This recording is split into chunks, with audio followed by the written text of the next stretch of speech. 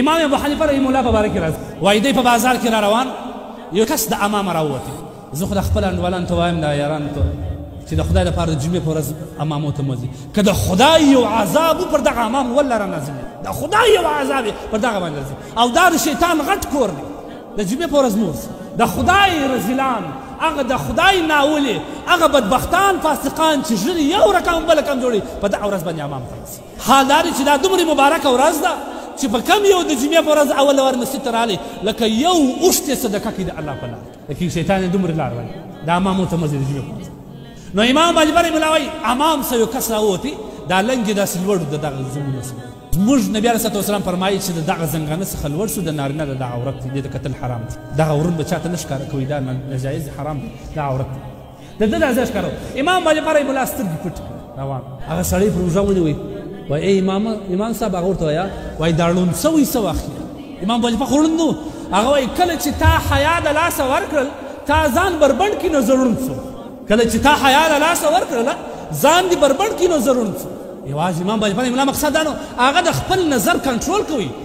ځوانانو د خپل نظرونه کنټرول کوي لیس لک فی النظر واحده شی د مشکات شریف روایت دی که د یو دم پرې چا باندې پرې ښځې سترګې وموښتلې زه د لاندې وکړه په دې باندې هېڅ ګناه نشته که د ښه سترګې پسې ور اوږدې کړې لاندې باندې د ښه چچ واخیستی او ښه دې پسې ورته وکتل دا ګناه کبیره دې وکړه د سترګو زنا دې وکړه ان العین تزني والاذن تزني د الله رسول فرمایي سترګې زنا کوي سترګې زنا څه شته النظر بدنظري کوي نامحرم لغړزنې ته په بد نظر کتل حرام دي حرام دي الله په قرآن کې موږ د زنا څه نه منع کړي داسې راته وایي ولا تقربوا الزنا زنا ته نږدې مه ورځئ زنا ته نږدې داسې مه وایه چې زنا مه کوه الله وایي نږدې زنا ته مه ورځئ نږدې زنا ده څه شته نامحرمې ته کتل د نامحرم سره تلفون کول نن خو بدبختانه زموږ د معاشرې انسانان هم په دې بلا مختص د زنانې نمبر پیدا کړي ټلیفون سره در دې بغیرته قانوني بغیرته نشته بغیرته څه وجه ده که یو څوک د ده د خور سره رابطه داسې وساتي دی مرداشي د بل د خور سره ستا اسلامي خور ده تا ته حرام دي ته په قاعده په ګانټو ګانټو ټلیفون ورسره کوې دا اسلامي بغیرته ده عکس ته وایي چې د بل خور ته به بد نظر ګوري د بل خور سره ټلیفوني اړیکه ساتي دا هم د حیا د لاس ورکولو یو غټ سبب ګناه کبیره ده